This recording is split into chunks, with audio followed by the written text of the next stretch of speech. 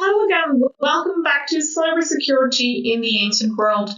This is episode number 9.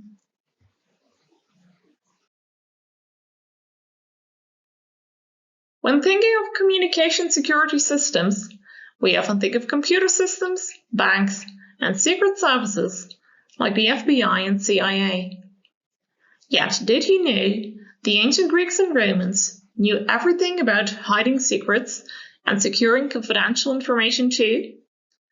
In this series of 10 videos, we will discuss 10 examples of secret communication in the Greco-Roman world from the 8th century BCE to the 4th century CE.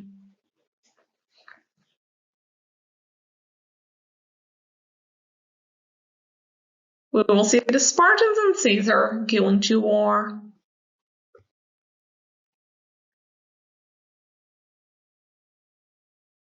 But also cipher codes, invisible ink, love letters, and ultimately, someone who was carrying his own death sentence without knowing.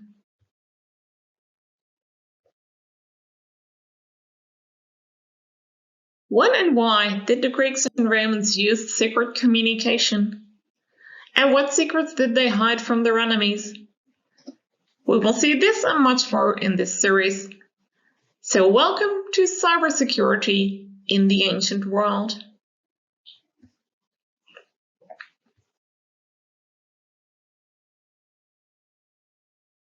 Episode number 9, Invisible Ink in Love Letters, from the work of Ovid and Pliny the Elder.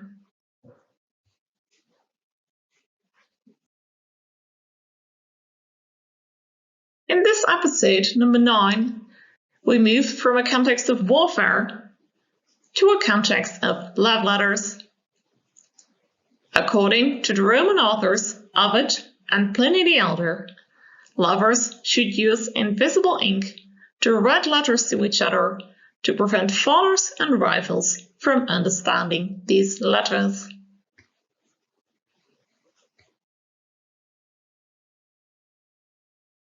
Our first source for today is Ovid. Ovid was a Roman poet who lived from 43 BCE to 17 or 18 CE. Ovid was a contemporary of some other authors, including Virgil,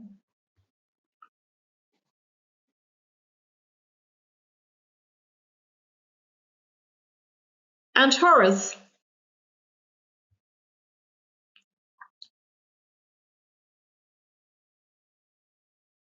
Together, the three men are ranked as the 3 canonical poets in Latin literature.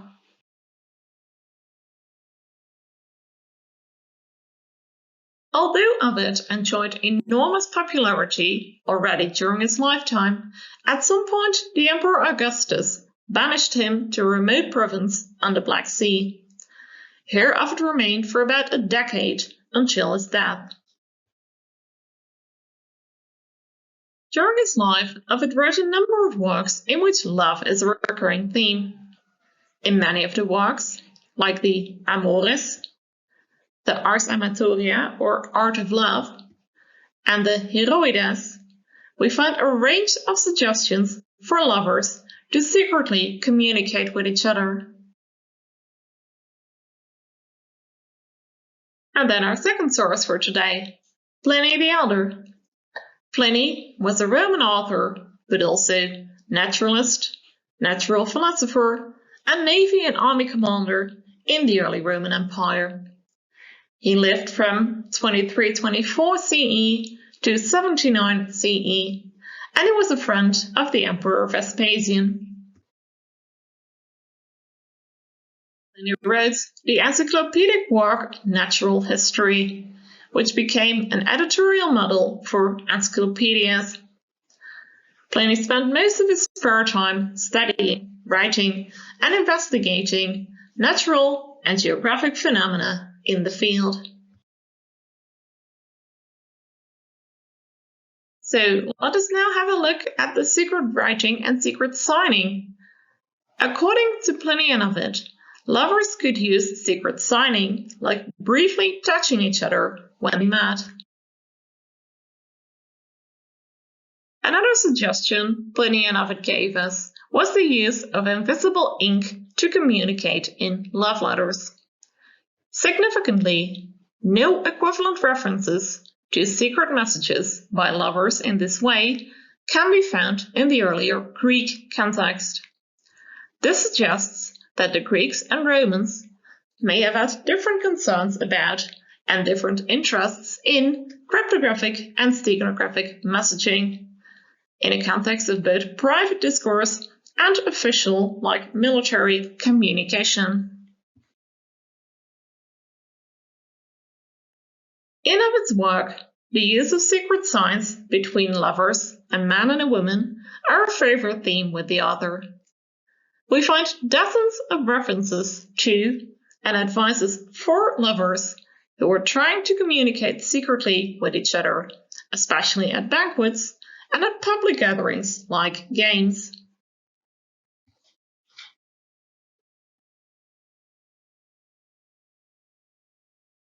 A clear example of Ovid's steganographic hidden tricks can be found in the Ars Amatoria, or the art of love.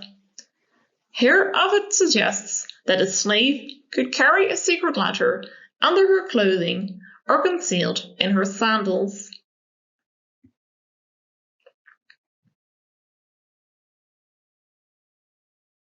Similar suggestions for lovers to secretly communicate with each other can be found in the elegies of Ovid's near contemporaries, the poets Propertius and Tibullus.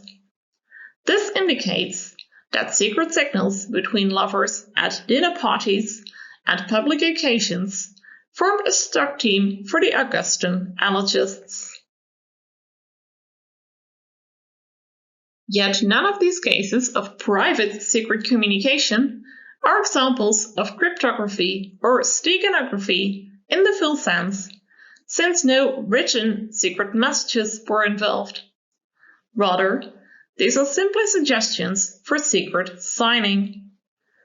Yet elsewhere, Ovid and Pliny suggest the use of actual secret written messages when they discuss the use of invisible ink. Remarkably, we do not have any evidence for the use of invisible ink as a form of secret communication in Greek or Roman warfare, while it would have been an easy-to-use method. Moreover, the oldest description of the use of invisible ink is provided by the Greek military engineer Philo of Byzantium in his 3rd century BCE work Compendium of Mechanics.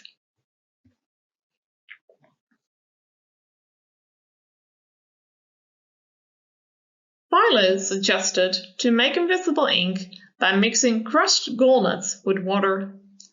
When someone wrote with this ink and waited for the ink to dry, the text had become invisible. To make the text visible again, when using Philo's method, one had to take a sponge and soak it in vitriol. Vitriol is a chemical substance also known as iron sulfide.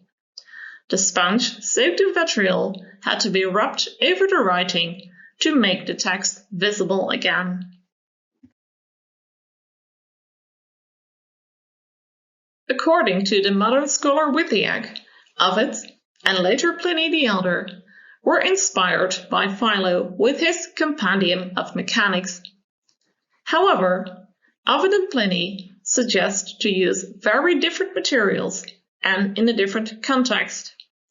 As mentioned previously, we have moved on from a context of warfare now to a context of love letters. Ovid suggested the use of fresh milk and moistened flax to write letters to your lover.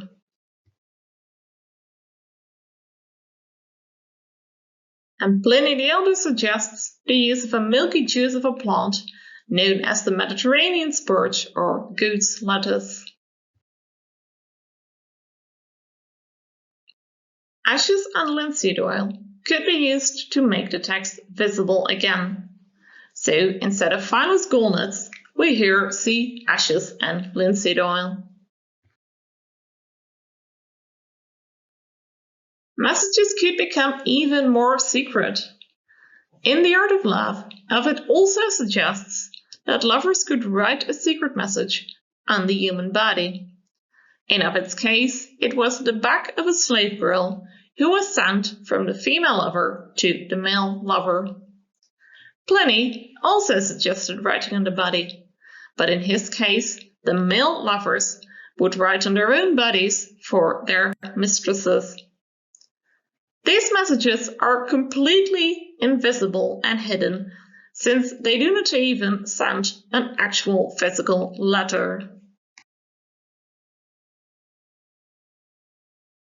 The messages could be written either in normal ink or in invisible ink.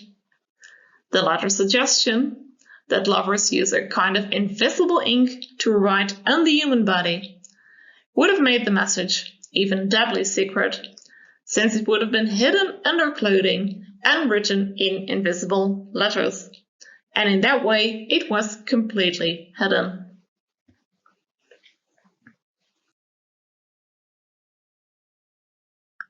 The scholar Withiak, who was already mentioned previously, further suggests that the Romans might have used various readily available substances, including fruit juice, like lemon juice, and urine for invisible ink, and that they used it in various contexts. However, we do not have any evidence for the use of invisible ink in a context beside the love letters, nor do we have evidence for the use of lemon juice as invisible ink in Greek and Roman times.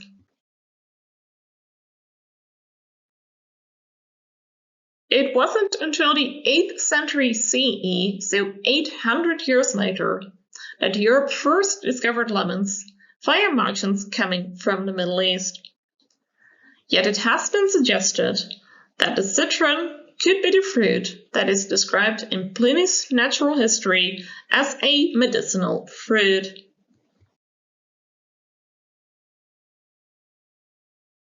And also, depictions of lemons and citrus trees appear in later Roman mosaics from North Africa.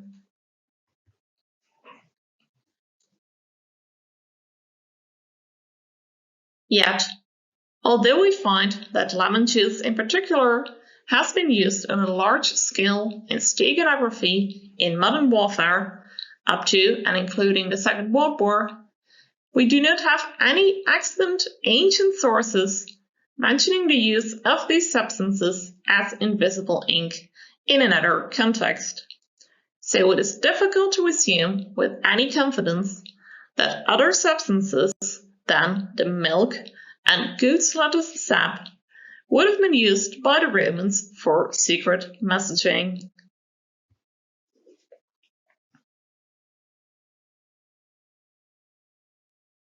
So let us summarize and conclude for today.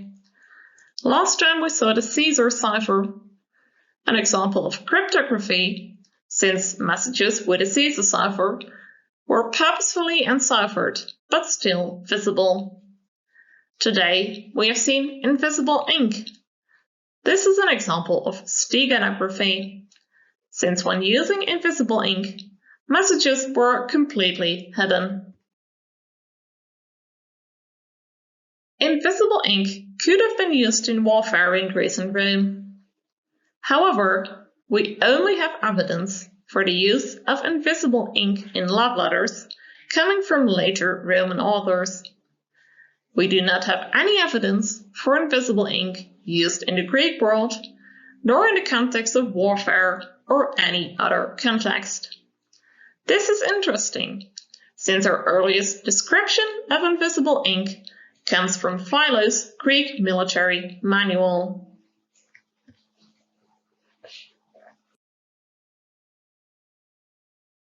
More research is needed to understand why the Greeks never used invisible ink and why the Romans only used it in love letters, at least as far as we know. In episode 3 of this series, we have already established the fact that secret messages are, by their very nature, always secret. This definitely applies to invisible messages. Maybe invisible ink was used in a variety of contexts and for a variety of purposes, but since the messages were invisible, no one has ever seen them except the intended recipient. By analyzing the sources on invisible ink in detail, we may find other references and do other discoveries someday. Finally, again we see an ancient system develop into modern systems. Invisible ink has in fact been used in warfare at a later date, up to the Second World War. And the method is still in use today, even though it is mainly used by kids in games. Yet, as said, we have another example of secret messaging from the ancient world that is still known nowadays.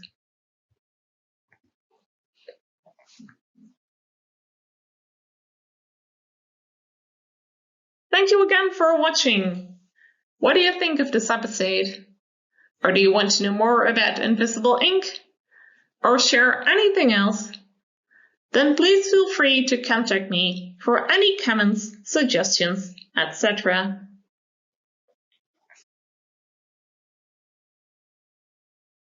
And if you want to know more about secret communication in ancient Greece and Rome, then stay tuned for our next and final episode on love letters that had to be kept very secret for a special reason, to hide a relationship in the early Christian world.